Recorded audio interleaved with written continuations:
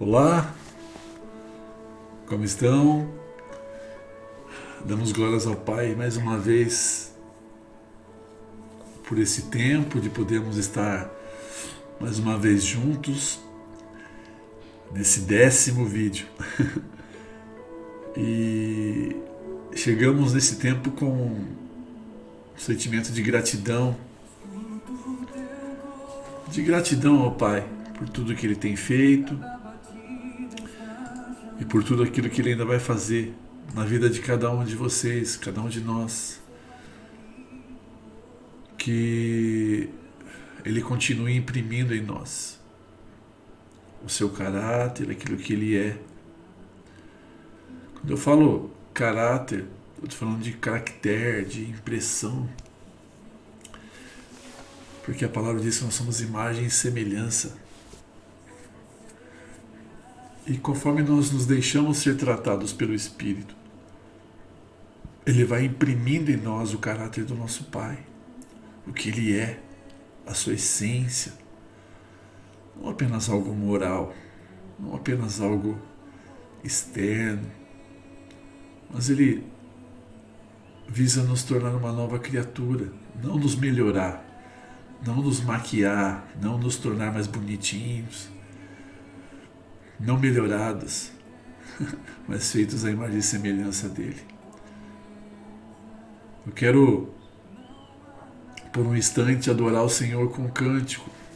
Eu estava aqui antes de começar, estávamos nos colocando diante do Senhor, para que Ele ecoe, para que Ele fale, para que Ele ministre, porque nós não queremos ir com palavras humanas, persuasivas, mas queremos ir no poder.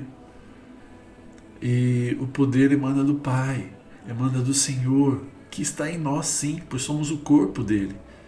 Ele escolheu operar através de nós, mas com essa consciência. Fecha seus olhos por um instante. Fecha seus olhos por um instante. Respira fundo.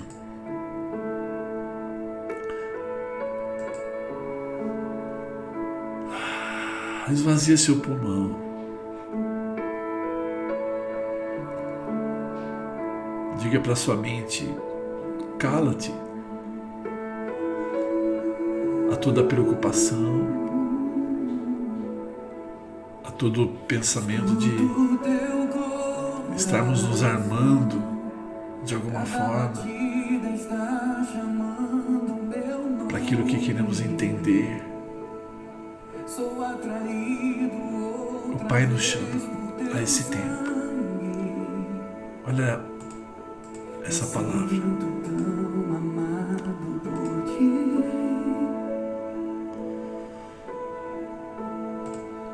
Me encontro em teu coração, pois você me aceitou pra sempre. Aleluia. Obrigado, Pai.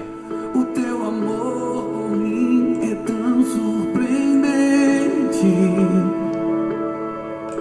Me sinto tão mimado por ti. Oh, Pai. E é tão belo saber que eu sou filho e que tenho lugar em tua mesa. Obrigado, Senhor. Não há nada melhor que escutar tua voz dizendo nossa comunhão eterna. Aleluia. Obrigado, Senhor, pelo teu Filho. Obrigado pelo sacrifício na cruz do Calvário. Obrigado.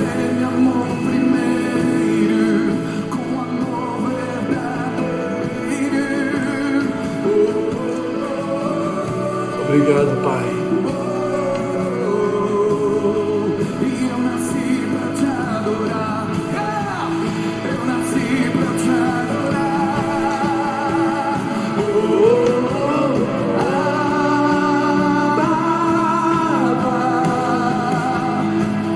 Teu amor nunca falha, sempre me abraça.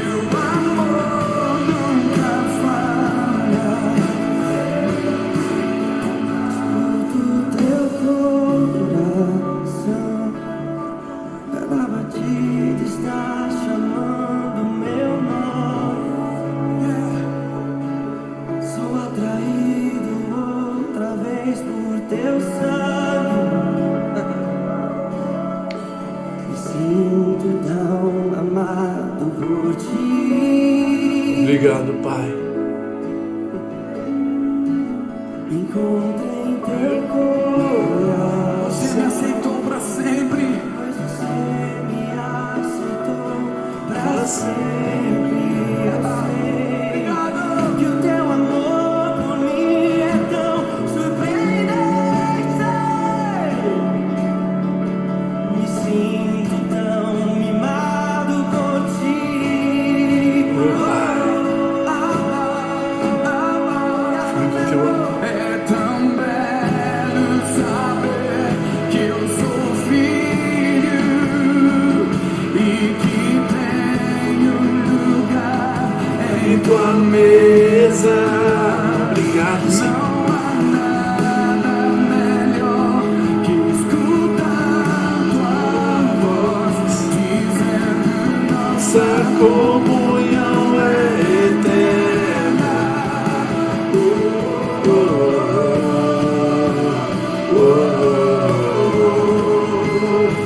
Você me amou primeiro, com amor verdadeiro.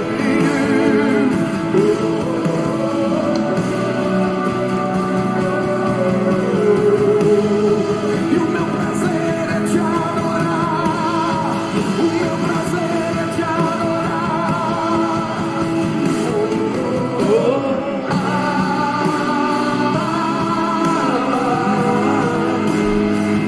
Teu amor nunca falha, sempre me abraça.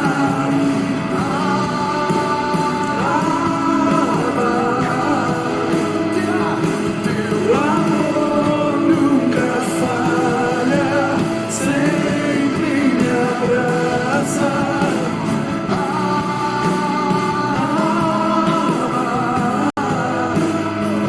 Teu amor, ele é bom e sua misericórdia dura para sempre. Cantamos juntos.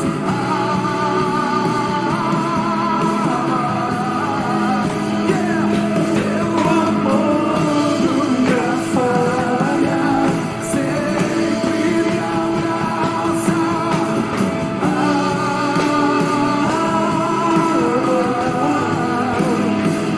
teu amor nunca Aumentamos o falha. volume do nosso coração. Só as vozes declaramos. Declara com liberdade. Ô papai, Teu amor nunca falha, Senhor. falha. Sempre me abraça. Yeah!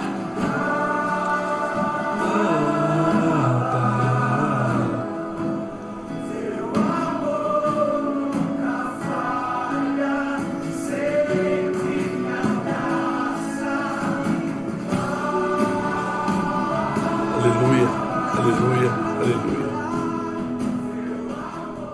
Aleluia, aleluia, aleluia. Ei, você! Aleluia, aleluia, aleluia. Obrigado, Pai, por tão grande amor, por tão grande graça, por tão grande misericórdia, porque o Senhor nos amou primeiro, o Senhor nos resgatou enquanto estávamos num charco de lama, em trevas, antes de termos consciência de quem o Senhor é. O Senhor nos resgatou e nos colocou no reino do Teu Filho amado, o Senhor Jesus, e nos limpou, nos santificou. Oh, Pai, obrigado. Obrigado por Tua infinita graça e misericórdia. E o Senhor continua nos atraindo. Obrigado, Senhor, porque o Senhor não desiste de nós. Não desiste de nós. E a cada manhã o Senhor nos dá a oportunidade de olharmos para o Senhor e agradecermos por mais um dia de crescimento, de amadurecimento, de vida. Obrigado, Pai. Obrigado, Senhor. Declaramos sobre a vida de cada uma das pessoas que estão tendo acesso a esse material, que esse espírito de paternidade, Abba Pai, de aliança eterna, de consciência de quem é o nosso Pai, nosso Criador, Senhor, Salvador, venha sobre cada um. Em nome de Jesus, o Teu amor possa inundar os corações. Pai, trocar as nossas águas, tirar as águas amargas, as águas sujas e conectado, Senhor, à água viva, a água que se manifestou do teu lado, a água que foi soltada sobre a terra quando o Senhor foi perfurado, a água que veio de cima e veio para nos limpar, nos transformar. Então, Pai, em nome de Jesus, declaramos o nosso amor e declaramos que queremos correr, Pai, debaixo dos teus braços e nos deixar sermos abraçados e envolvidos pelo Senhor. Obrigado, Senhor. Em nome de Jesus. Amém, amém. Somos gratos ao Pai por essa verdade tremenda que Ele nos permite experimentar, de realmente termos consciência de quem somos filhos, e isso é importante nesse processo, desse aprendizado que nós estamos vivendo, alguns vão chamar de terapia, né? Porque, mais uma vez, reforçando aquilo que nós já falamos, esse material ele é um curso que nós fizemos, parte dele é um curso de terapia, né, em adicção, com um psiquiatra, Dr. Sebastian Palermo, e isso já estava conosco há um tempo, estava guardado, e nesse tempo, para ajudar algumas pessoas que estão pedindo ajuda nessa área, né, de problema com dependência química, problemas com as suas emoções, nós então resolvemos, pela direção do Senhor, gravar esse material e disponibilizar para todos aqueles que precisam avançar como pessoas, como pais, como filhos. Talvez você queira avançar no seu processo, no seu ministério, mas as suas emoções, o medo, a insegurança, a tristeza, algumas questões emocionais te seguram e impedem você de amadurecer, de crescer e expressar quem você é em Cristo. Uau, essa é a nossa terra prometida que temos que avançar, que temos que conquistar. E precisamos então, temos que tinha aqui, precisamos então avançar.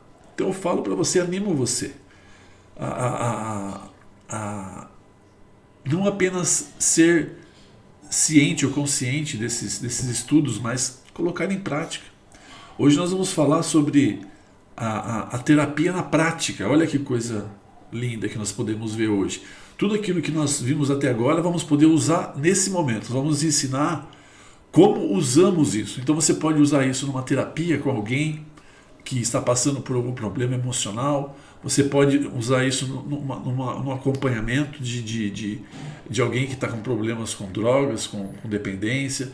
Você pode usar isso num discipulado para tratar com aqueles irmãos da comunidade que tem algum problema com a ira, né? Quantos maridos estão com esse problema, quantas mulheres, quantas crianças, tristeza, se fala muito de depressão, quantas esposas de pastores estão em depressão.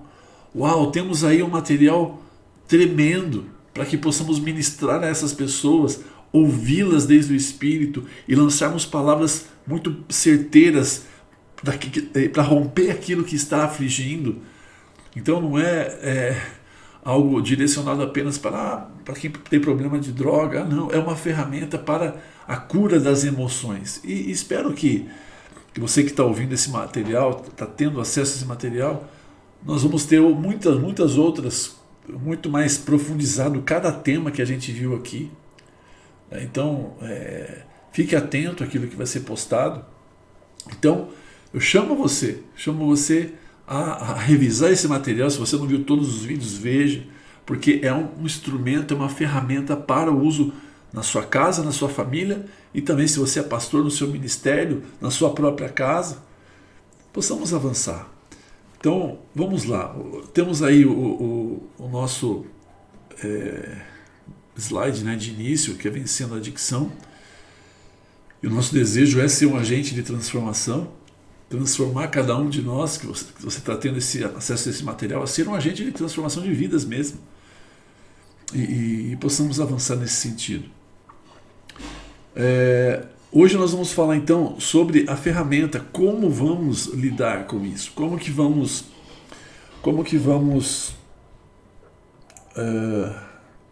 Deixa eu tirar aqui. Isso. Como que nós vamos, então, na prática, vamos dar alguns exemplos, porque de repente você tem um grupo familiar, de repente você tem uma célula, de repente você tem uma família que você está cuidando, você tem jovens, você tem casais para ministrar. Amém? E aqui então são mais algumas ferramentas que você pode usar.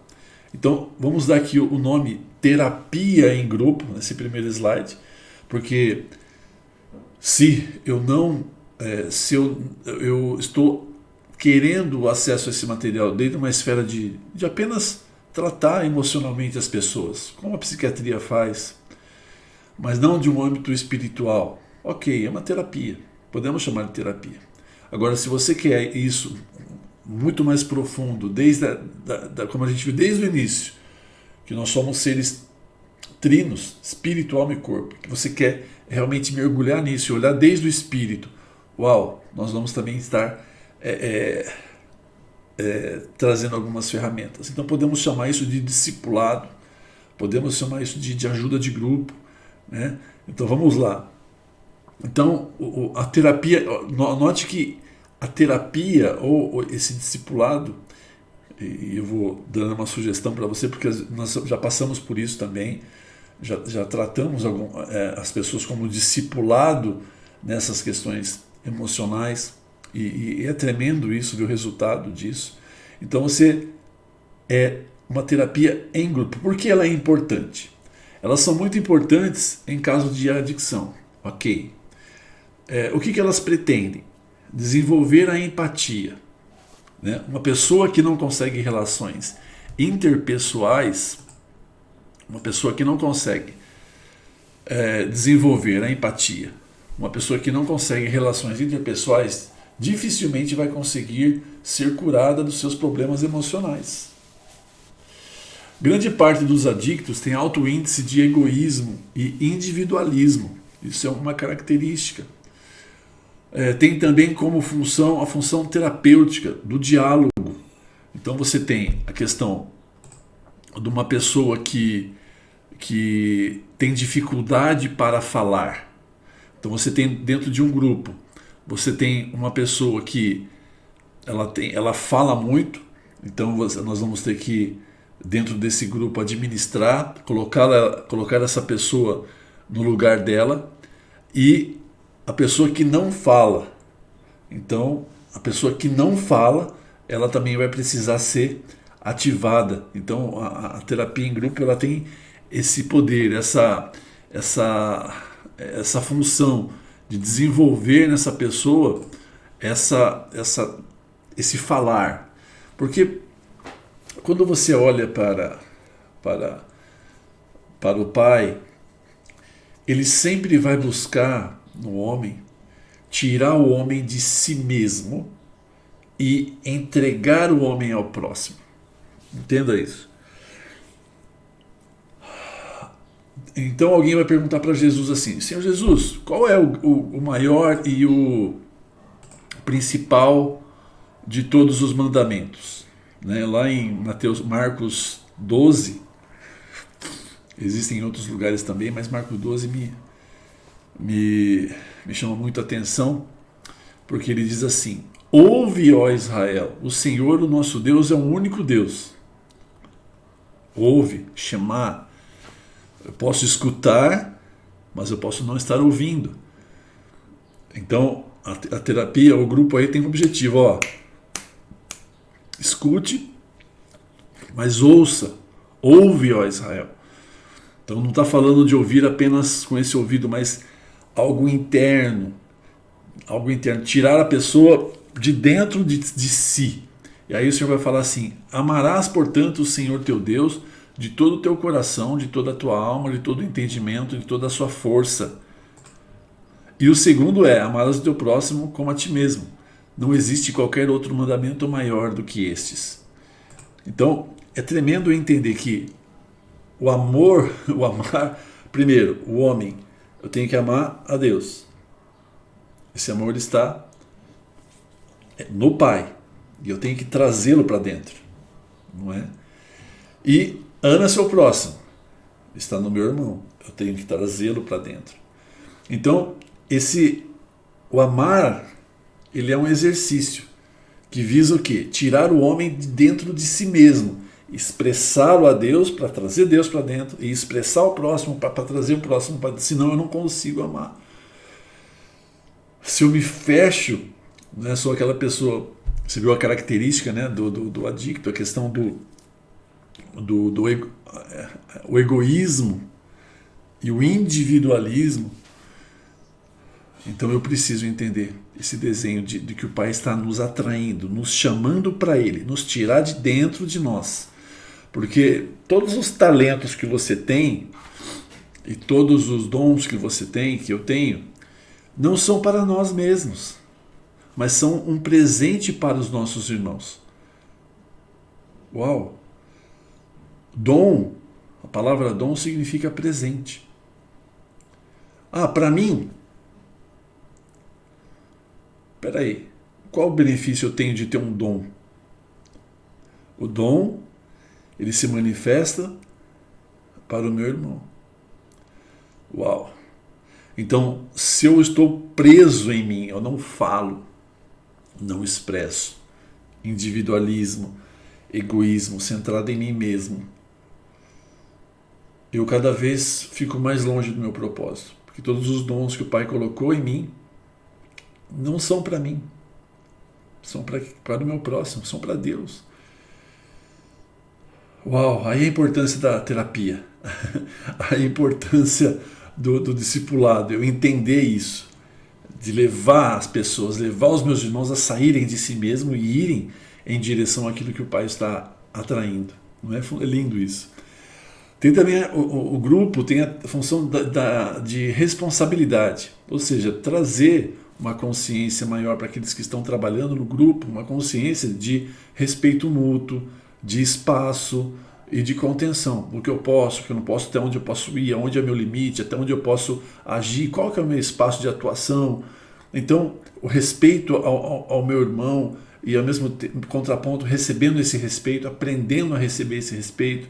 Então, o grupo, ele é muito importante. Ele é muito importante, nós já estamos falando aí de algo prático, que podemos implementar, podemos colocar, ou fazer parte. Se eu já tenho um grupo, eu posso aplicar isso dentro do meu grupo. Pode ser uma parte do meu trabalho. Ou então direcionar mesmo, focar nisso. E eu posso estabelecer um grupo de ajuda mútua, que é diferente do grupo de autoajuda. Então, o grupo de ajuda mútua visa o quê? Eu ajudar o meu próximo a se recuperar. É eu ajudar o meu próximo a reconhecer o limite. É eu levar o meu irmão a saber como se conter. Eu levar o meu irmão a entender que o caminho não é o egoísmo, não é o individualismo. Nesse grupo de ajuda mútua, a visão, aquilo que eu tenho que entender e olhar, é que ele visa, pretende ajudar ao meu irmão, não a mim. Então o foco não sou eu não sou o centro. O centro é o grupo. Tem como objetivo o próximo, não eu.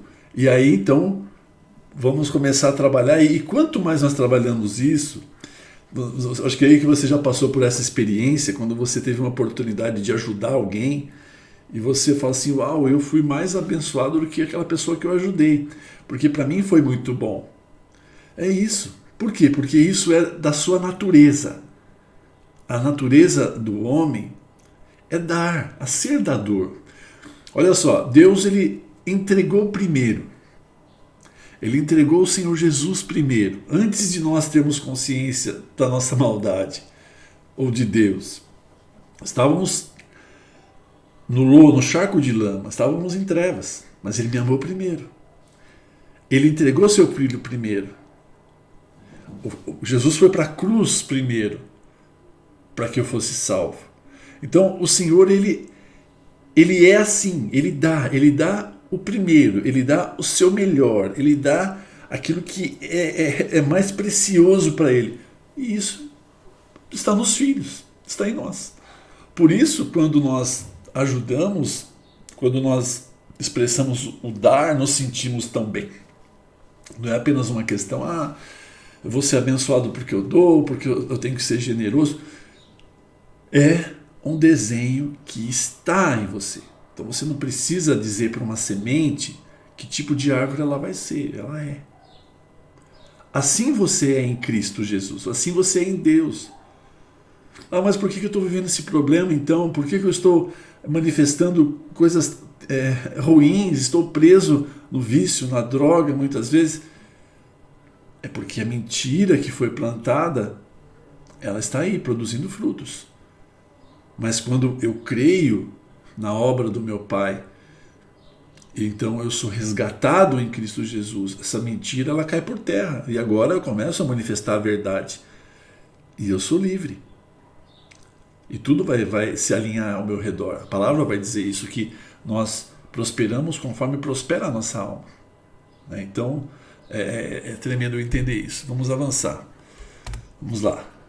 Então, dentro desse grupo que tem esses propósitos, que a gente falou, nós vamos encontrar, então, o quê? Uma outra ferramenta. Qual que é a outra ferramenta? É um quadro de autoajuda.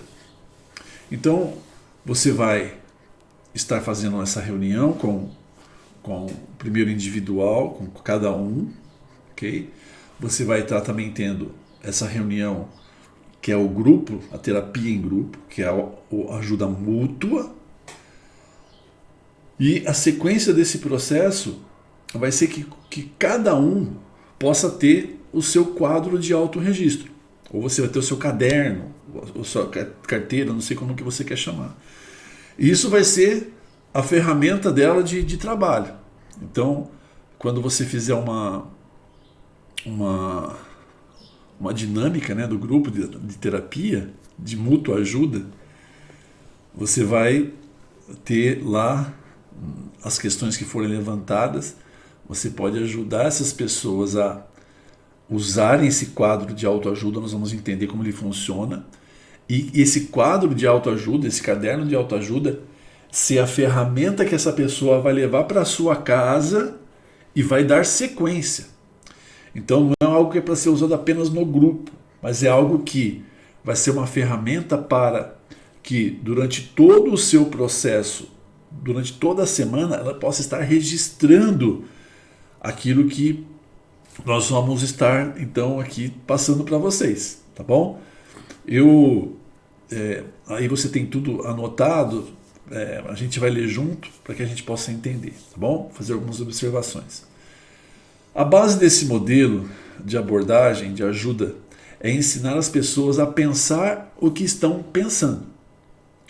Então daí a necessidade muitas vezes de eu anotar a percepção daquilo que eu estou pensando. O quadro de autoajuda tem como fundamento treinar pessoas, fazer com que as pessoas sejam, que a pessoa seja a sua própria ajuda, para que sejam seus observadores e identifiquem quais são as principais situações que ativam momentos de angústia e estresse em suas vidas. O caderno vai cumprir a função de registro diário dos seus acontecimentos e emoções. Então, essa ferramenta é tremenda. Por quê? Porque eu fico muito mais horas na minha casa, no meu trabalho, nas minhas coisas, do que 1 hora num grupo de ajuda mútua. Então, o tempo que eu fico exposto a todas as minhas emoções, a tudo que eu penso, a tudo que eu sinto, é muito maior, minha semana toda. Então eu preciso ter esse quadro de autorregistro, ou esse caderno de autorregistro, como ferramenta para a todo momento eu estar podendo anotar aquilo que me causou angústia, aquilo que me causou estresse. E uma vez anotando aquilo, eu vou pensar sobre aquilo, eu vou ressignificar naquilo, e esse processo vai me levar a pensar no que eu penso, e esse processo vai me levar a ver que existem outras alternativas de trato, de como eu me mover, de como eu agir. Isso é muito importante eu entender. E isso é uma dinâmica que é para a vida, é para todo dia, é para toda hora.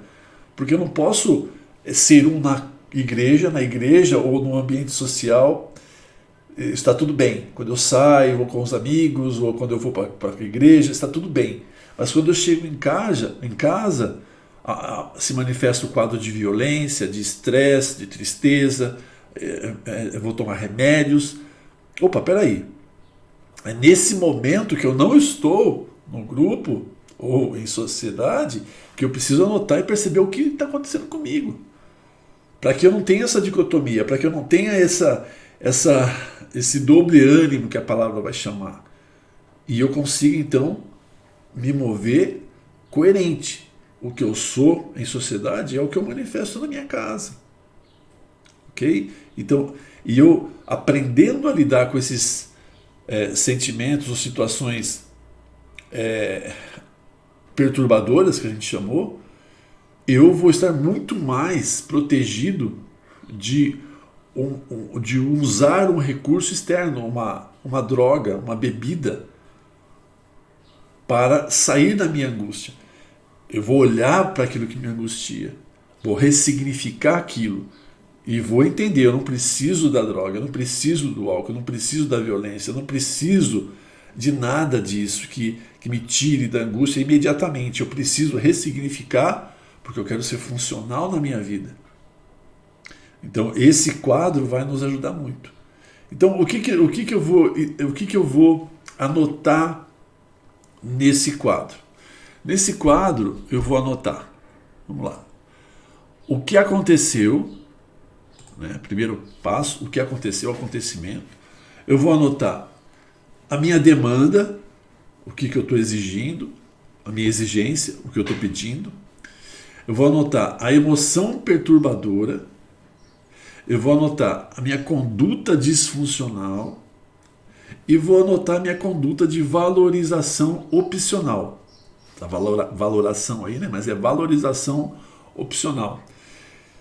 Esse é o quadro. Nós vamos dar um desenho para ele agora. A gente vai começar a entender. E a primeira função do grupo, né? A função do grupo é trazer à luz, é a mútua ajuda, porque o falar é muito importante, determinar espaço, experimentar essa vida, essa experiência em grupo, porque é muito importante para as pessoas que têm problemas emocionais, tirar ela de dentro dela.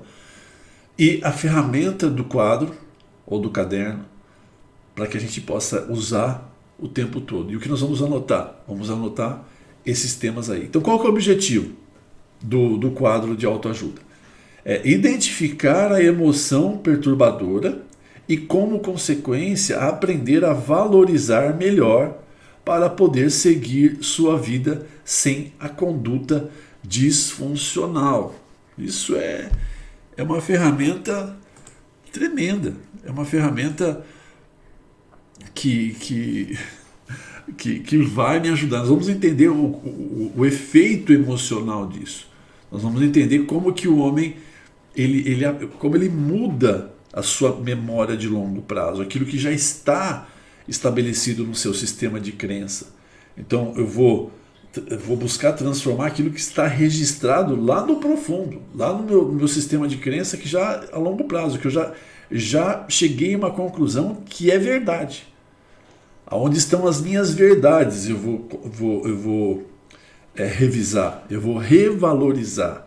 E uma vez que eu consiga olhar para cada uma delas e dar um novo valor em Cristo, de uma forma funcional, tudo vai mudando naturalmente, não há esforço.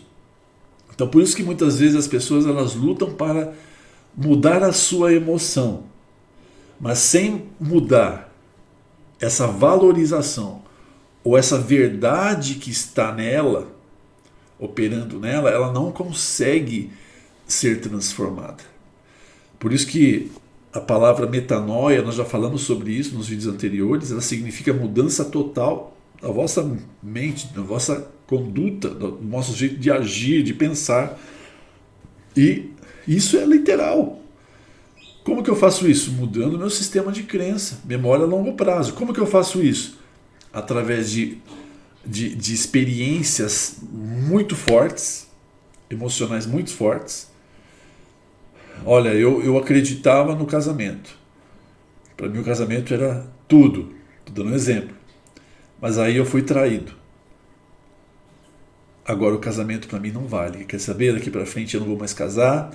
Daqui para frente eu não vou me relacionar com ninguém. Daqui para frente eu não quero saber de filho. Eu não quero saber.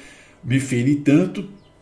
Ou seja, um trauma, uma impressão muito forte sobre uma realidade mudou a verdade que estava em mim. De uma forma traumática até.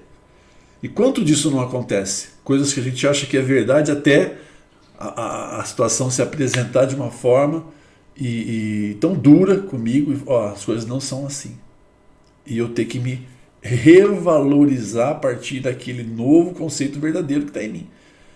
Só que muito disso que está em mim é verdade, porque é mentira. Por quê? Porque vem desde uma natureza caída. São coisas que nós aprendemos longe de Deus. Agora, Cristo vem nos trazer uma possibilidade de valorizarmos as coisas como Ele valoriza. Consequentemente, nos emocionar como Ele emociona. Sentir como Ele sente. Por isso a palavra vai dizer que nós temos a mente de Cristo. Então, eu preciso identificar.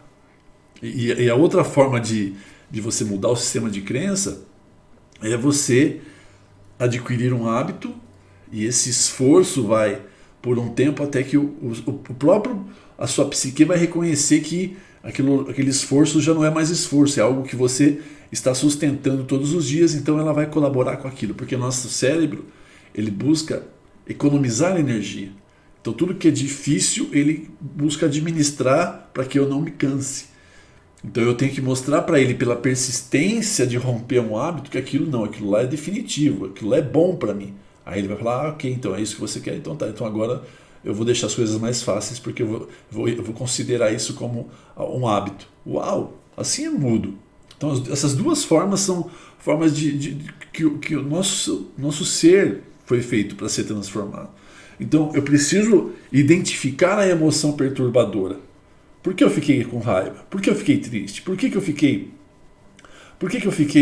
nesse estado emocional?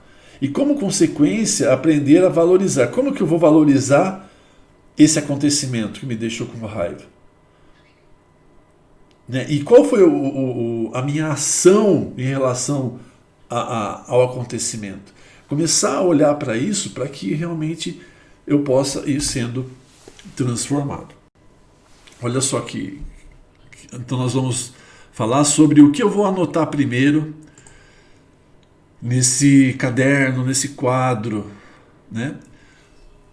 Primeira coisa que você vai anotar: a emoção perturbadora. É o que eu consigo identificar primeiro. Muitas vezes não conseguimos identificar o que pensamos, porque os pensamentos passam tão rápido pelo plano consciente que chegam a ser inconscientes. Mas há uma coisa, tá aqui, tá escrito errado aqui, por isso que eu me perdi, que não passa desapercebida. O que é? A emoção. Então, você muitas vezes não vai conseguir perceber o que você está pensando, porque é um exercício. Eu tenho que começar a olhar aquilo que eu penso. Por quê? Muitas vezes nós não valorizamos a nossa imaginação, não valorizamos aquilo que passa pela nossa cabeça, acabamos achando que tudo é normal, que tudo é por um acaso, é tudo coincidência. Então, desde sempre aprendemos a não olhar para isso. Mas agora nós vamos ter que olhar. Por que eu penso o que eu penso? Porque se eu entendi que eu sou um recipiente, nós já falamos sobre isso, e um recipiente que tem que ser cheio com algo, né? Porque o ser humano é um recipiente, é espiritual, e eu vou ser cheio ou de luz ou trevas, e aquilo que eu estou sendo cheio é o que vai me inspirar, é o que vai trazer pensamentos, é o que vai trazer imaginação, é o que vai trazer desenhos, é o que vai trazer desejos. Então eu preciso anotar a emoção perturbadora. Perdão. Por quê? Porque a emoção eu vivencio, eu experimento, fica mais visível. Por que eu agi assim? Né? Já não teve alguém que falou alguma coisa para você e você já deu um corte rápido, Tramontina, né? Que nem fala na internet. Corte rápido, Tramontina. Pá, deu aquele coice na pessoa. Você fala assim, por que eu fiz isso? Não precisava. Não precisava ser assim. E acabou desencadeando todo um processo de discussão, de briga. Peraí, por que eu senti essa emoção? O que eu pensei? O que foi dito? Qual foi o gatilho? Qual que foi o pensamento, a palavra? O que foi o acontecimento? Foi tão rápido que eu nem percebi, eu já falei, já senti e já falei. Não é? Então eu preciso olhar para a emoção. Ao longo da vida necessitamos identificar o que sentimos e temos que aprender a identificar quando nos iramos, quando temos medo, tristeza, e é muito importante eu identificar. Eu preciso olhar para essa emoção para que eu entenda qual acontecimento está. Alguns acontecimentos estão latentes, estão claros, mas outros, muitas vezes, por que eu estou desse jeito? Por que eu estou triste? Por que eu estou hoje tão irritado? Por quê? Por quê? Porque eu não consigo entender. Por que eu tratei minha esposa assim? Por que eu tratei meus filhos assim? Algo que está escondido. Eu sinto a emoção, mas aí eu vou, opa, peraí. Ontem chegou um boleto mais alto para eu pagar. A gente já falou sobre isso também. E é isso que está alterando o meu humor, me deixando triste, com medo, angustiado. Opa, preciso olhar para isso e revalorizar. E mediante uma revalorização em Cristo, ou de uma forma mais consciente, eu vou sentir de uma outra forma. A minha emoção vai ser outra. Uau, então não adianta eu lutar contra a minha emoção. Eu tô triste, eu vou tomar remédio para ficar alegre. Eu estou triste, eu vou buscar um prazer imediato para me alegrar. Ou seja, eu estou lidando com a emoção, mas aquilo vai estar sempre diante de mim.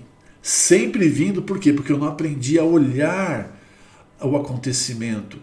Eu não estou olhando para a emoção perturbadora e buscando o acontecimento para que eu possa revalorizar, para que, através de uma revalorização, a emoção seja transformada. A primeira coisa a notar, então, é a emoção perturbadora. Qual que é a segunda coisa a se anotar? A conduta disfuncional. Quando um indivíduo está diante de uma conduta disfuncional, o que é uma conduta disfuncional? É uma conduta que boicota o meu objetivo primário. O exemplo, eu programo uma viagem com antecedência. Crio toda uma expectativa na minha casa, na minha família, daqueles que vão viajar comigo. Mas por algum motivo eu acabo me irando e simplesmente digo, não vou mais viajar. Já aconteceu isso com você já? Eu lembro muitas vezes quando eu era criança, a gente tinha esse problema. A ansiedade de sair, de viajar, de ir era tão grande que a atmosfera que envolvia aquela viagem era muito pesada. Era muito pesada. E várias vezes, ou era o papai ou era a mamãe, dizia assim, quer saber? Não vamos mais. Uau! Que conduta disfuncional. Então todo mundo ficava arrasado, não é? E aí toda a família ficava triste. Então, às vezes você vai sair passear com alguém, você esquece alguma coisa, pronto. Aí, já aconteceu isso com você? Às vezes tá saindo de casa, você trouxe a blusa, você trouxe a Bíblia, você trouxe tal coisa, você trouxe meu remédio, esqueci, pronto. O objetivo, aquilo que iria ser uma bênção, quer saber sem isso eu não posso ir, volta e briga, enfim, todo aquele dilema. Por quê? Essas condutas disfuncionais. Eu preciso, eu coloco uma culpa, né, no outro, e a intensidade da discussão aumenta. E aí se torna uma conduta disfuncional.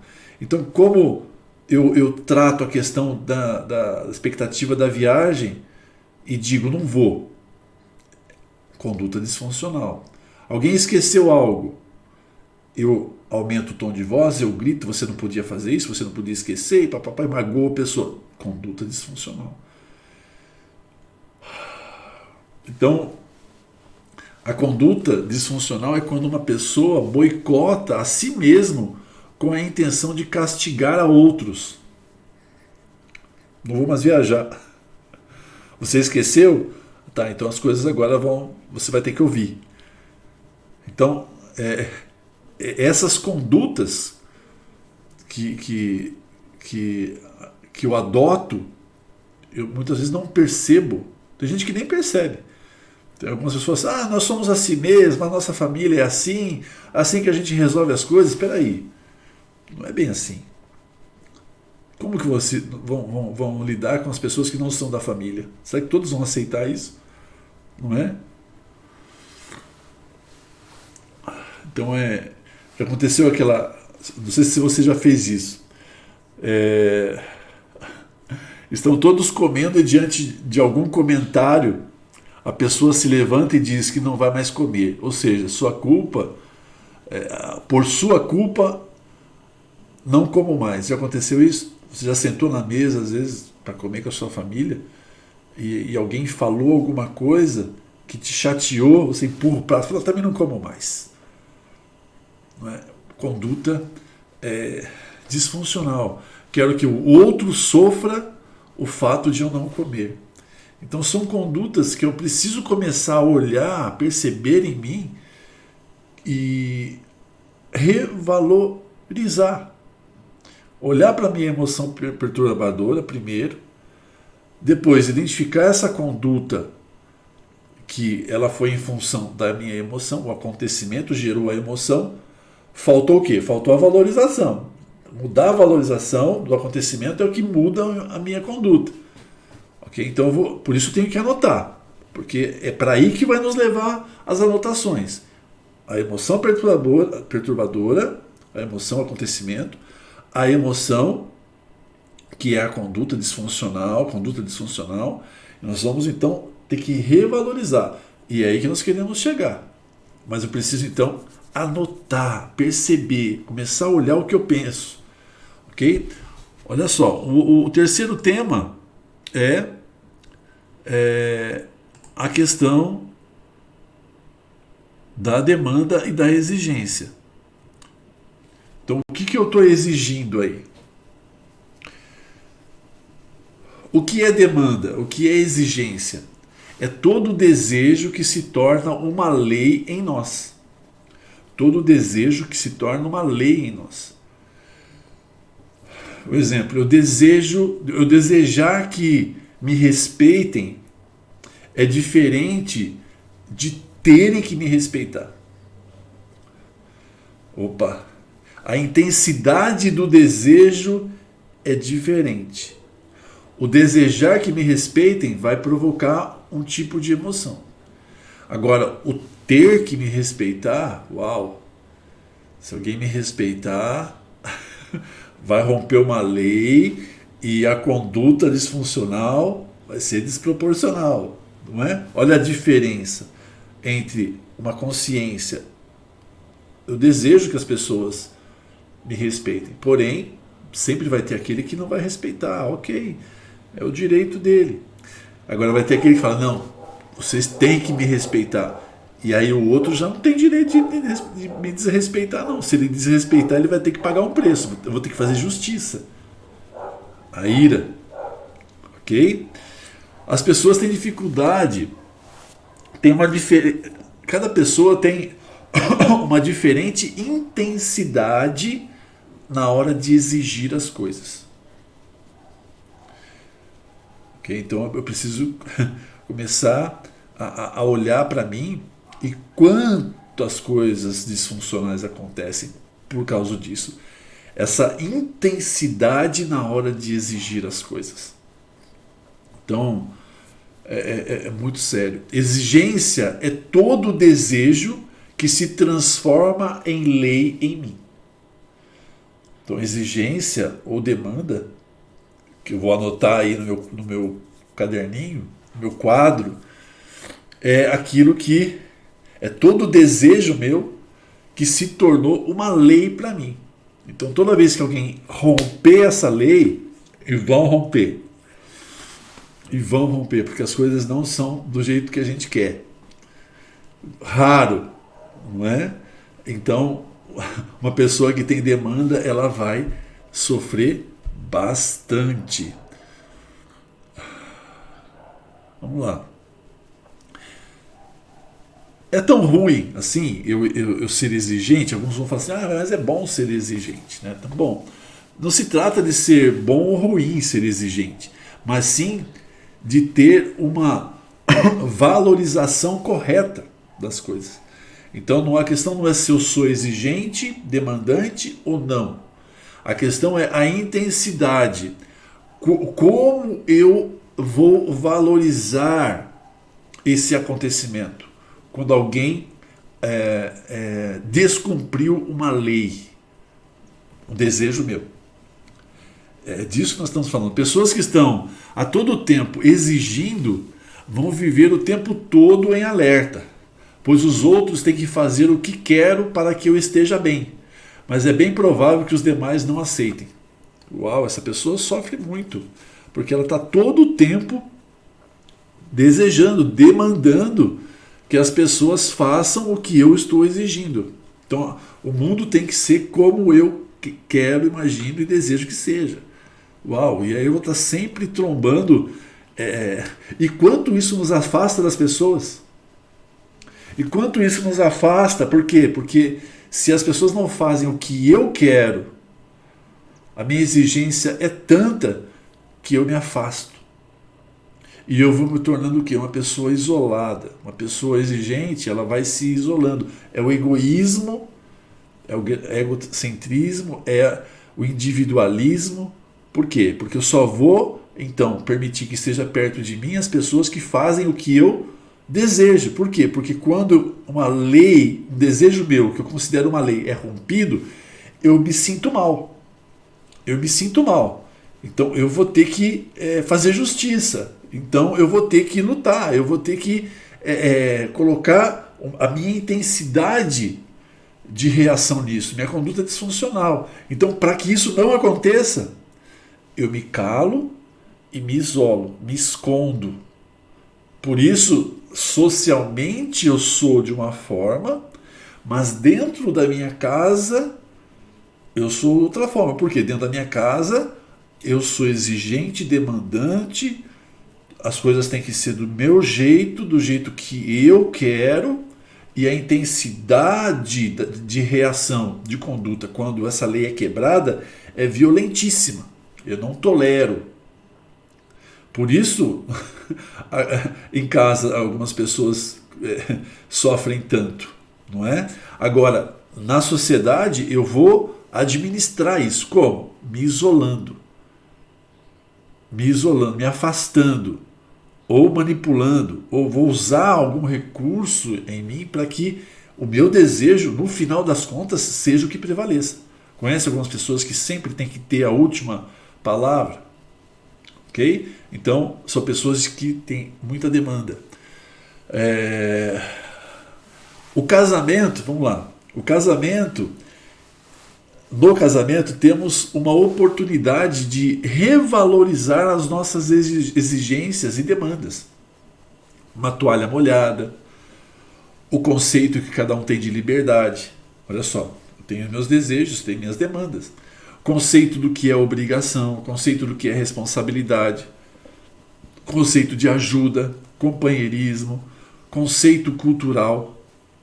Tudo isso está dentro da minha memória de longo prazo, está acomodada como verdade. As minhas demandas e meus desejos estão ali. Aquilo que eu vejo que as pessoas têm, as condutas de cada pessoa para satisfazer a minha exigência estão ali. Agora, como que eu mudo isso?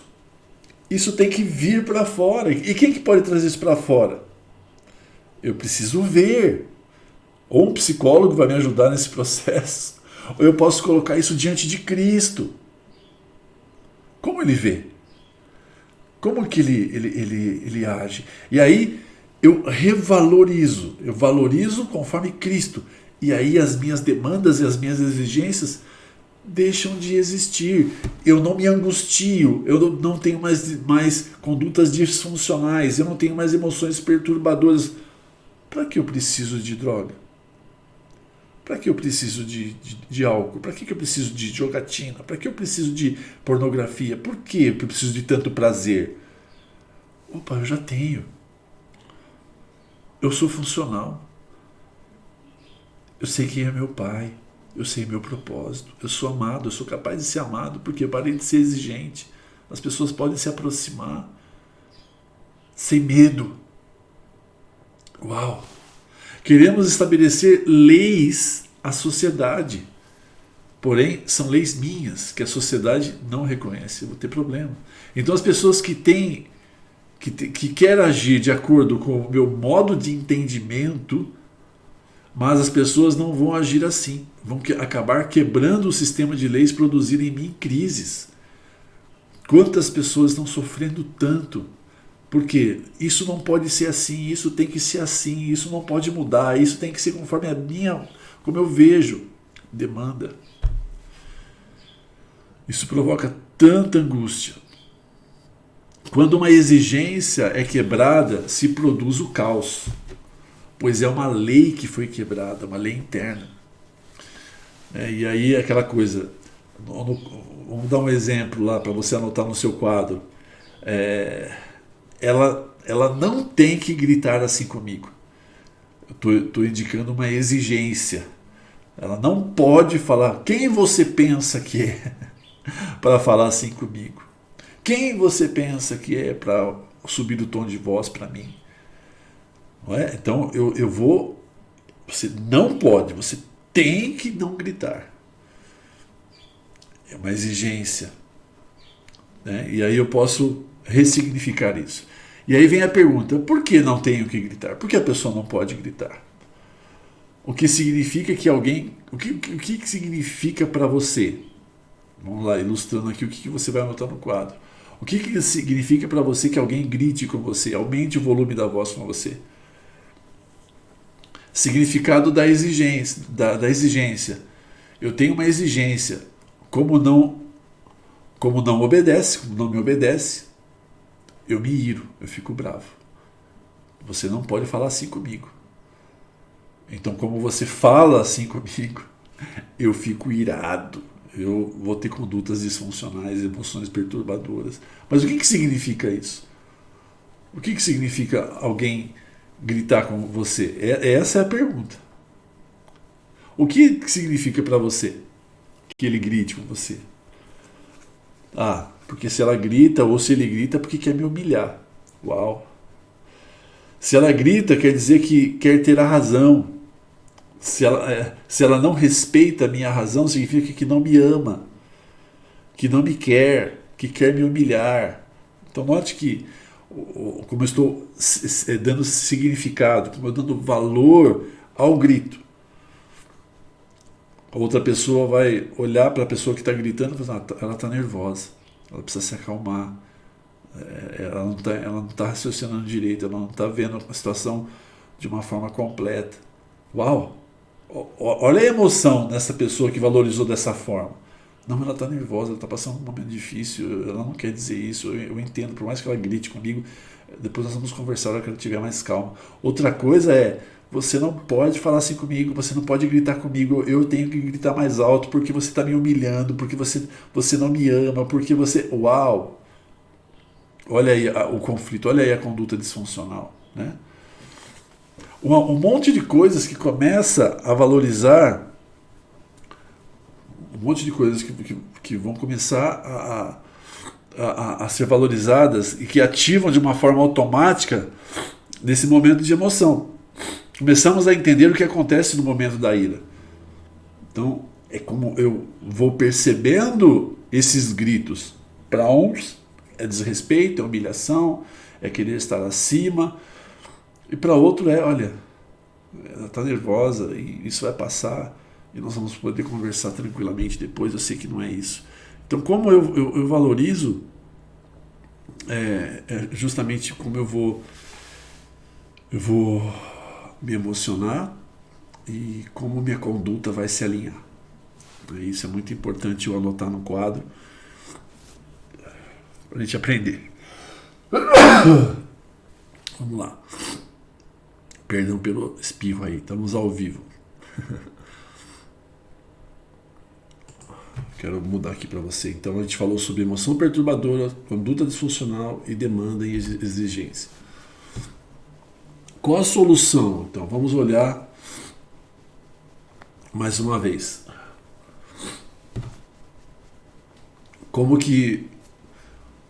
Qual é o resultado que eu busco usando o quadro?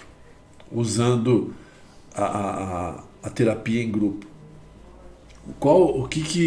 O resultado disso? Como que isso vai me afetar? Ok? Com o uso dessa ferramenta. Qual a solução, então? Ressignificar.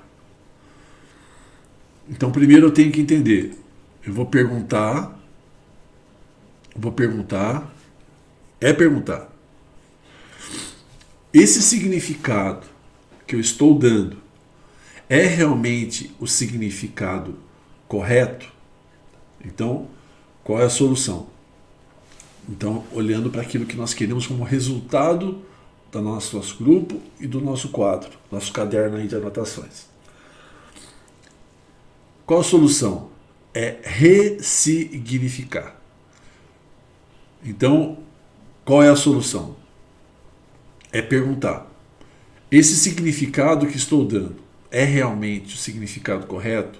Estou realmente, usando aí o exemplo anterior, que nós estávamos falando de uma pessoa que grita, uma mulher que grita, ou um homem que grita, estou realmente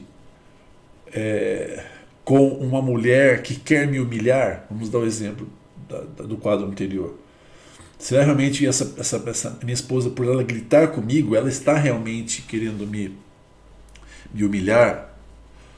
A pessoa, no momento de raciocínio, incorpora a verdade. É livre da mentira. Então, no momento que você ressignifica, você pergunta, será que esse significado que realmente é o significado correto que eu estou dando ao fato dela estar gritando? Quando eu ressignifico, essa ressignificação vai remover a mentira, a significação anterior, ela não, de demanda, de exigência, e vai colocar um outro significado. E colocando esse outro significado, poxa, ela está gritando porque ela está nervosa, ela está gritando porque ela está atravessando por um tempo difícil. E esse ressignificar vai se tornar uma verdade em mim também. E conhecendo essa verdade, essa ressignificação, eu sou livre. A gente falou sobre isso, né? Então vamos olhar para essa questão do ressignificar. A valorização opcional. Então, temos que levar a pessoa a pensar no que está pensando, na emoção, na conduta perturbadora, na sua exigência, e então começar a ressignificar, perguntando, será que realmente aquilo que eu estou pensando, da forma que eu estou pensando, realmente ela é a correta? O significado que estou dando a esse acontecimento está correto? E aí levá-la a uma valorização opcional. O que é a valorização opcional? É dar um significado alternativo. O significado que eu estou dando é mesmo o correto? Então, quando eu faço essa pergunta, eu vou levar a pessoa a buscar um significado alternativo. A valorização opcional é um significado alternativo. Significa no quadro: ela quer me humilhar, a valorização opcional seria: realmente ela quer me humilhar? Usando mais uma vez o exemplo anterior da mulher que grita. Realmente ela quer me humilhar? Isso realmente é assim? É isso que ela está, por isso ela está gritando? Quando começo a mudar o significado, minha conduta de raiva começa a ser freada. Olha como a valorização opcional ela é importante. A gente levar a pessoa nesse processo vai ser a solução. Quando passo a escrever no caderno, parece ser algo muito técnico, né? Quando estou falando para você, olha, escreve no caderno e tal, parece ser algo muito técnico, que não vai provocar mudanças. Mas fizemos esse exercício durante um ano todo, 4 vezes ao dia, podemos ter certeza que o processo de crença começa a ser modificado. Isso é a repetição de um conceito. Olha que chave que é isso, não é? A mudança da psique se faz em 2 formas, nós falamos sobre isso. O impacto emocional ou repetição de conceito, dessas 2 formas. A mudança da psique se faz de 2 formas: impacto emocional, repetição de um conceito. O êxito em uma terapia se dá quando a pessoa aprende a mudar os significados rígidos que tem sobre a sua própria vida. Então, para você fixar aí, né,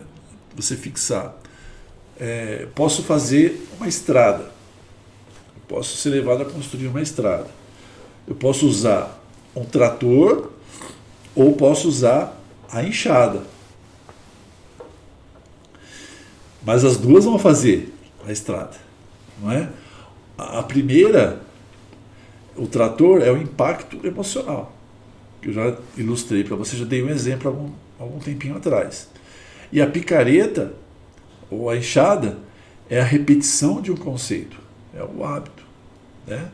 Dessas 2 formas posso fazer uma estrada. A nível psicológico acontece o mesmo. É uma analogia. Então, eu abro essa estrada psicológica dessas 2 formas: impacto emocional ou através da enxada. Ok? Vamos em frente. Eu creio que está bem claro aí a finalidade para solucionar. Então, qual é a solução? É aprender a dar um novo valor às coisas e mudando esses significados, né, que estão tão rígidos, são verdades tão absolutas, e nós exigimos tanto sobre tantas coisas. Temos que aprender a dar novo significado e abrirmos mão, não é, dessas questões. Então vamos olhar para isso, como que vamos lá, mais um pouquinho. Um adicto tem uma estrutura exigente, inflexível.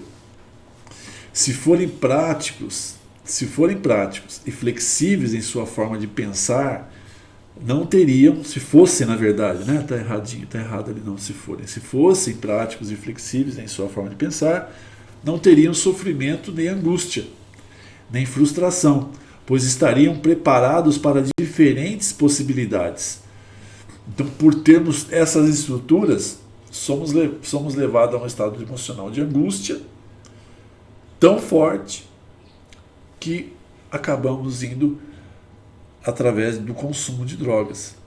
Buscar um prazer, algo que me tire dessa posição. Não conseguem ver outra alternativa, não conseguem perdoar, são monovalentes. Nós já falamos sobre a questão do perdão nos vídeos anteriores, mas então agora nós vamos entender o que é essa questão. Primeiro, vocês não conseguem perdoar, não abrem mão de fazer justiça, querem fazer justiça. Entendemos que quem pode fazer justiça é Deus, que aqui nesse plano não existe justiça. Ok? Então o Senhor nos deu o perdão como instrumento para que a nossa consciência e o nosso sistema emocional se alinhem, se aliviem. Então, quando eu abro mão de fazer justiça, isso é perdão, e coloco a minha confiança que o Senhor vai fazer justiça. não demandando, não desejando mal para o outro, mas que o Pai realmente possa fazer justiça de como Ele vê, não como eu vejo. Então eu abro mão de fazer justiça e todo o meu ser descansa nesse perdão. Uau! Esse é o perdão que Cristo espera de nós, que deu ao ser humano para que o seu sentimento de ira fosse apaziguado. Então eu abro mão de fazer justiça. Algumas pessoas vão falar assim, agora eu tenho que ser palhaço de todo mundo, agora eu tenho que fazer o que todo mundo quer, agora eu tenho que perdoar, aquilo que foi feito nunca pode ser feito, eu tenho a razão. Ok, você ainda está tentando fazer justiça. Se você não usar o perdão, isso vai te acompanhar para o resto da sua vida, contaminando você, e você vai continuar com as suas emoções presas. Esse sentimento de ira, de raiva, vai estar sempre aí. E isso vai mudar a sua conduta, como você valoriza as coisas, e você vai ser muito prejudicado. Agora, aquele que já aprendeu que o perdão é um decreto, não tem nada a ver com a emoção. O perdão é o decreto, eu não sinto. Tem algumas pessoas que falam assim, eu não perdoo porque eu não quero ser hipócrita, porque eu falo que eu perdoo e eu continuo sentindo raiva da pessoa. Então não se trata disso. O perdão é um decreto. Olha, eu escolho te perdoar porque Cristo me ensinou assim e eu decreto, está decretado. Para que todo o mundo espiritual veja, você está perdoado. Eu abro mão de fazer justiça. E a partir daquele momento, já falamos sobre isso, vai se iniciar um processo em mim de olhar para aquela pessoa que me fez mal e falar assim, o Senhor já fez justiça, Pai. Já está nas suas mãos. Essa pessoa, que o Senhor possa abençoá-la, que o Senhor possa fazer com que ela seja feliz, com que ela vá bem.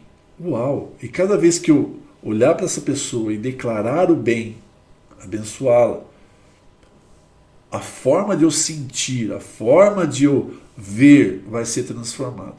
Por isso, Pedro pergunta, quantas vezes eu tenho que perdoar o meu próximo? 7 vezes, Senhor? Ele falou, não, 70 vezes 7.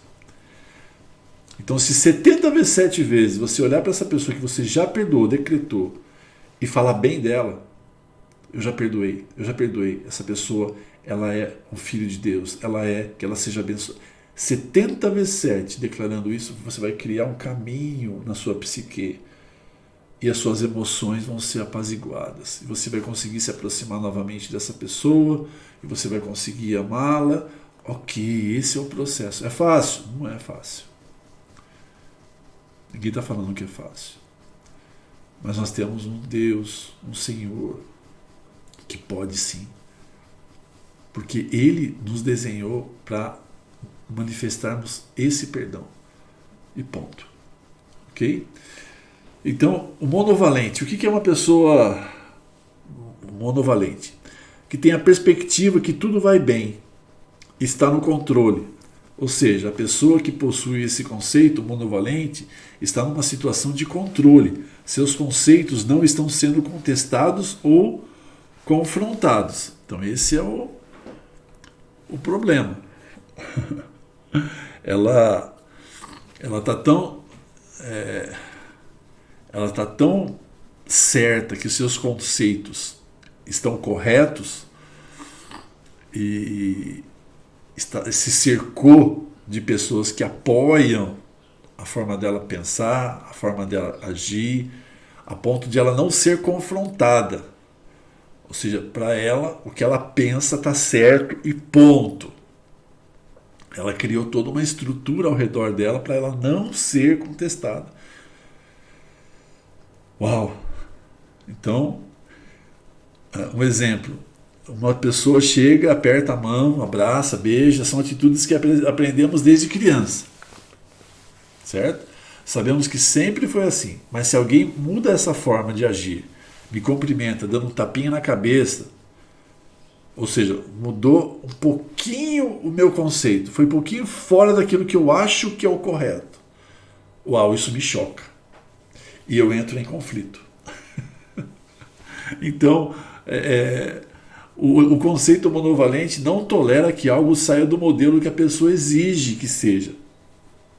O monovalente é aquele que não dá alternativa Não dá outra alternativa senão a que ele crê que é verdade. Essas pessoas, quando conhecem a droga, experimentam a droga, elas vão avançar no uso da droga. Por quê? Porque elas vão acreditar que não pode existir nada, não existe uma outra forma de prazer. Então você vai falar para ela, olha, existe outras formas de prazer a não ser a droga. Não, essa é a única forma de prazer. Ela pensa assim, ela crê que ela está certa. Então, é uma pessoa que ela busca segurança.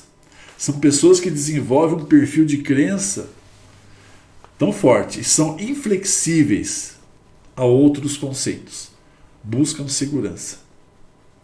Elas não abrem mão do jeito que elas pensam que são, do jeito que elas valorizaram, elas não abrem mão das suas crenças, das suas verdades, que nós já falamos que podem ser mentira, não é? Então, eu avalio a pessoa monovalente, ela avalia o que está ao seu redor, as pessoas que estão ao seu redor, conforme ela faz. Então, se as pessoas estão fazendo as coisas do jeito que ela faz, da forma que ela faz, se as pessoas pensam como ela pensam, está tudo bem. Agora, se há algo um pouco diferente, ela vai entrar em crise. E isso muitas vezes é muito pesado isso. Uma pessoa dentro de uma sociedade ou dentro de uma família exigindo que todos pensem como ele pensa, ele dando valor, tudo de acordo com o que ele experimentou, com o que ele entendeu. Essa pessoa ela vai ter muita dificuldade porque ela vai estar sempre batendo em estruturas que vão chocá-la. E ela não sabe lidar com isso. E ela vai se sentir muito angustiada. Ela vai olhar e vai buscar prazer em outras coisas. Porque ela não sabe lidar com isso. É errado a gente acreditar naquilo que a gente entende como verdade? Não. Não é errado. Não é a minha personalidade, às vezes, de convicção naquilo que eu creio. Mas a questão é, o que temos que aprender, e estamos olhando nesse curso, nesse treinamento, é que nem tudo que é correto, ou nem tudo aquilo que eu creio que é certo, que eu julgo que é certo, que eu avalio de acordo com o que eu avalio é certo, não necessariamente seja útil. Então é aí que é o ponto de conflito. Então não é errado. Não é errado você ter convicção naquilo que você acredita. Mas a questão é, será que isso é útil para mim? Será que, um exemplo, eu chego numa pizzaria e peço uma pizza. E a pessoa fala assim, faz uma pizza para mim, quanto tempo? 30 minutos. Você fala assim, eu vou fazer algo que eu tenho que fazer e volto em 30 minutos. Quando eu chego 30 minutos depois, a pessoa fala assim, não está pronta. Eu vou precisar de mais uns 10, 15 minutos. É aí que há um choque. Porque a pessoa que é monovalente, ela vai dizer o seguinte, eu não atraso os meus compromissos. Então você não pode fazer isso comigo. Então, nem sempre a minha exigência, aquilo que eu avalio como correto, ou como eu faço as coisas, é útil para mim. Mais útil para mim, nesse caso, vai ser o quê? Quanto tempo mais você precisa? Preciso de mais 10 minutos. Ok, eu vou esperar. Por mais que dentro eu fui funcional. O problema é quando eu eu entro numa conduta disfuncional. Então eu entro numa discussão. Como não está pronta? Que pizzaria é essa?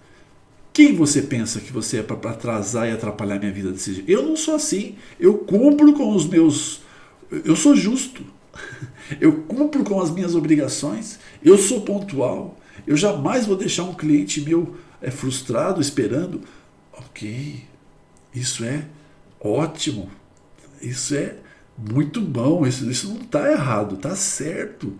Só que naquela questão diária, naquela necessidade, naquele momento, para que você tenha uma conduta funcional, você precisaria reavaliar a sua conduta e dizer o seguinte: olha, eu não faria isso, mas está acontecendo, então eu tenho que dar um valor a isso para que a minha emoção não entre numa conduta disfuncional. Uau! Então, não é que está errado quem tem essa força, quem tem esse pensamento. O problema é quando essa emoção se torna, o leva a uma conduta disfuncional. Não é? Então, a minha vida, a vida dessas pessoas que têm essa monovalência, vai estar o tempo todo batendo em estruturas, porque a todo momento a sociedade, as pessoas não estão para fazer as coisas do jeito que você acha que você faz. E você vai precisar abrir mão disso. Você vai precisar revalorizar e aprender a administrar isso.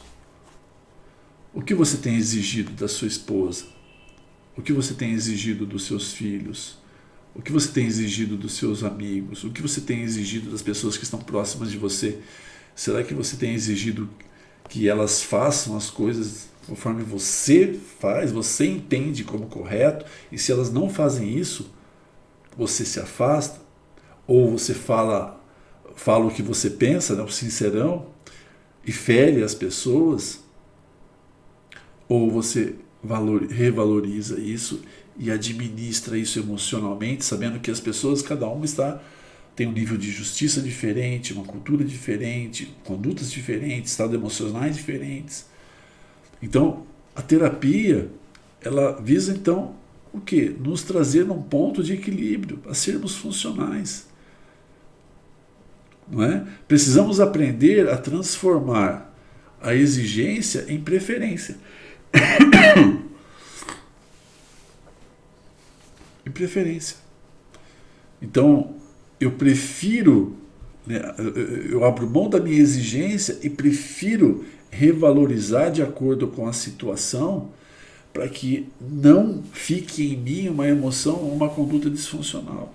Eu tenho que aprender a ser flexível. Ao lidarmos com uma pessoa que tem essa estrutura de exigência, aquela pessoa que tem uma convicção do seu conceito, temos que trabalhar, não que ela esteja errada, ela não está errada, não é essa a questão, mas sim que seja flexível, pois não é funcional para a sua vida, vai sofrer demais. É certo que as pessoas não vão poder alcançar o seu nível de exigência, pois são muitas as variáveis que podem impedir que seja cumprida a sua exigência, para que as suas crenças sejam quebradas. Aprender a viver com as situações como acontecem, e aprender a buscar alternativas para solucioná-las de forma a ser mais funcional. Se não conseguirmos mudar, teremos uma vida ruim. Uau, que tremendo é isso, que tremendo você aprender a abrir mão das suas exigências, ser flexível. Aí entra muito a empatia, se colocar no lugar do outro. E aí precisamos então revalorizar, tirar essas leis, tirar esse pensamento de exigência, tirar esse pensamento que as coisas têm que ser do meu jeito, de acordo com como eu faço as coisas. Eu tenho que ser flexível. E sendo assim, pode perceber, as pessoas que são flexíveis são as pessoas que menos sofrem. E a ideia é isso, porque se eu sofro, eu fico suscetível a buscar alternativas para que o meu sofrimento seja apaziguado. Eu vou atrás das drogas, vou atrás do álcool, eu vou atrás de antidepressivos, eu vou atrás de tantas coisas. Ninguém me entende, ninguém faz as coisas como eu quero, ninguém entende como eu entendo, ninguém vê como eu vejo. E isso, ira. Não. Quanta gente sofre do coração, vive à base de remédio para se acalmar, porque são exigentes, não aprenderam a ser flexíveis. Uau! Que tremendo que é isso. Vamos lá. E a questão é por quê? Por que nós acabamos agindo dessa forma, então? Por quê?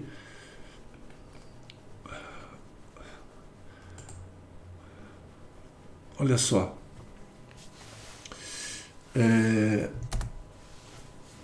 A rejeição. Todos os problemas do homem partem da rejeição. Então, toda essa questão que a gente está vendo, de como o adicto age, das suas exigências, do seu individualismo, da sua inflexibilidade, do egocentrismo, de trazer o homem para fora de si, daquilo que a gente viu que o Senhor nos leva a amar ao Senhor sobre todas as coisas, o nosso próximo a nós mesmos. Por quê? Porque como que o Pai vê? Ele entende, ele sabe que a rejeição, né, que está sobre o homem, todos os problemas do homem partem da rejeição. Olha que interessante. Adão e Eva, no jardim do Éden, eles, ao comerem, né, da fruta que era proibida e desobedeceram ao Senhor, foram expulsos do jardim, como você vê na foto aí, na imagem. O que estavam sentindo? O que estavam percebendo? A palavra nos dá algumas pistas sobre isso, que eles tiveram medo, que é a primeira vez, né, que o homem sentiu medo. Mas olha só, o homem perderam o amor. Não que Deus os deixou de amar, Deus não deixou de amá-los. Tornaram-se incapazes de receber o amor do Pai. É interessante isso, porque no jardim o homem não era rejeitado, o homem não tinha medo, o homem era pleno. E o homem, ele vivia envolvido, vestido do amor, vestido da glória, vestido de Cristo, vestido do Pai. Quando o homem se separa e ele é despido, então ele se vê nu, não que Deus o deixa de amar, mas o Pai, ao mesmo tempo que ele é amor, ele é justiça. Ok? Então, Deus não deixou de amar o homem. Tanto é que você vê aí na imagem que eles estão vestidinhos. Já aí no jardim o Senhor matou o primeiro animal, um cordeiro, que foi morto, sacrificado, para que eles fossem vestidos. Ok? Mas mesmo assim, o homem perdeu a sua capacidade de se sentir amado e de amar. Porque eu só consigo amar quando eu me percebo amado. Eu entendo que é o amor quando eu sou amado. Então eu posso dar amor. Agora o homem, hoje, fora de Cristo, ele é incapaz. Ele pode ter afeto. Mas o amor, aquele amor que vem do céu, do Pai, o homem perdeu. Mas em Cristo Jesus nós temos a capacidade de nos conectarmos novamente a esse desenho original, porque Cristo nos cobre. Cristo é o Cordeiro e Ele nos cobre com o teu sangue, e Ele está em nós, e Ele em nós nos torna um com Ele e com o Pai, e por sermos um, podemos então experimentar o amor. Aprendemos que a finalidade, ou o fim, o objetivo principal de Deus em relação do homem, entenda o que eu vou te dizer, não é apenas a salvação, mas é para que o homem seja um com o Pai. Um com o Pai na sua plenitude, experimente do seu amor e dê do seu amor. Muitas vezes nós podemos ser salvos, sim, Cristo vem morar em mim, vem, porém, eu esqueço de um processo.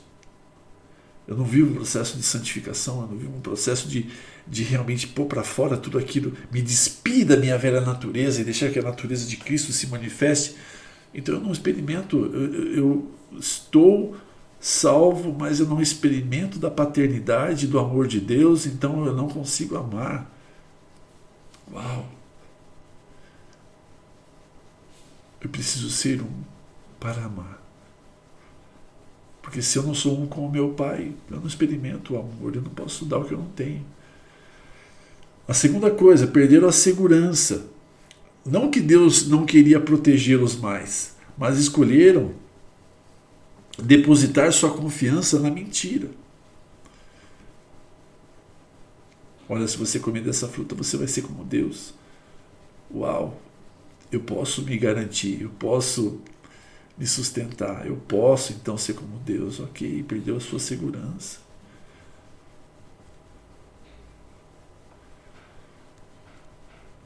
E aí, buscamos segurança. Buscamos condomínios fechados, buscamos uma conta bancária, buscamos todo tipo de segurança que o dinheiro possa comprar. Mas ainda, tendo tudo, sempre falta algo ainda. Por que falta algo? O que é esse vazio que as pessoas dizem que sentem? É consequência dessa saída do jardim. Estavam protegidos dentro do jardim, eram plenos, tinham tudo. Quando saem, vão ter que reaprender todas as coisas e vão ter que, com seus próprios braços, se defenderem. Uau! Que trágico é isso, uma pessoa que vive com a força do seu próprio braço. Você vive com a força do seu próprio braço? Quanto de angústia isso tem gerado em nós, quando nós percebemos que a força do nosso braço não é suficiente. Perdeu a identidade. Não que Deus não os reconhecera como filhos, mas ao obedecer a outra voz, se mesclaram a outra identidade fora de Deus. Já não sabiam mais quem eram. Muitos hoje não sabem quem são, não sabem seu propósito. Perderam o propósito, já não tinham mais o jardim para cuidar. Foram criados para estarem naquela atmosfera e desde ali expressarem a todo o planeta aquela glória. Mas uma vez tirados dali, e agora? O que eu faço? E assim, esse despropósito, essa falta de identidade nos leva a consequências, não é? Consequências muito tristes. Olha só o que a palavra vai falar em Romanos 8, verso 15. Vai dizer o seguinte: porque não recebestes o espírito de escravidão, para outra vez estardes em temor, mas recebestes o espírito de adoção de filhos, pelo qual clamamos, Abba, Pai. Aleluia, aleluia, porque Cristo ele já nos trouxe, nos tirou da escravidão, já vimos isso nos vídeos anteriores, nos livrou, nos tirou do medo. Por quê? Porque recebemos um espírito de adoção, sabemos quem nós somos em Cristo Jesus. Em Cristo temos amor, segurança, identidade, propósito. Aleluia. Qual a consequência de eu não ter o amor, não ter a segurança, não ter a identidade e o propósito em Cristo? Eu quero buscar tudo isso por mim mesmo. Eu me torno rebelde. A rebeldia é alguém que está buscando se defender de uma autoridade, pois crê que vão feri-lo. Isso é rebeldia. Você já tentou corrigir, às vezes, seu filho em casa, e seu filho se levanta contra você? Ele te responde. A criança, ela não gosta de ser corrigida. Ela não respeita a autoridade. Mas aí, ela quando ela cresce, ela tem que crescer debaixo de autoridade. Papai e mamãe têm que se impor, ensinar a ele a autoridade. Ensinar a ele o amor, ensinar a ele a segurança, ensinar a ele a identidade, ensinar a ele o propósito. Quando ensinamos essas coisas, ele não tem por que achar que nós vamos feri-los. Queremos dar conselhos, orientar. Ah, não preciso. Eu sei me virar. Você não paga minhas contas. Ok. Uau. Não recebeu amor, segurança, identidade, propósito. Por isso falamos desde o início a importância da família. Precisamos de ferramentas para que possamos lidar com os nossos filhos e possamos realmente levá-los a um caminho de vida. O que é a orfandade? Sabe que Deus é pai, mas não crê. As crianças ficam bravas quando seus pais colocam limites. Então a rebeldia e a orfandade estão juntas aí. Me sinto órfão, tenho papai e mamãe, mas eu não quero ouvi-los. Eles não têm nada para mim. Porque não aprendeu dentro de casa os princípios. O jardim, a nossa casa é um jardim. Tem um livro que é meu de cabeceira, é Voltando ao Horto, Voltando ao Jardim. Andrés Bulácio, um argentino que escreveu. E ele descreve justamente essa situação de como o jardim é o lugar para aprendermos o amor, a segurança, a identidade e o propósito. Só que o jardim precisa ser cuidado e guardado, porque senão outras vozes podem trazer desordem a esse jardim.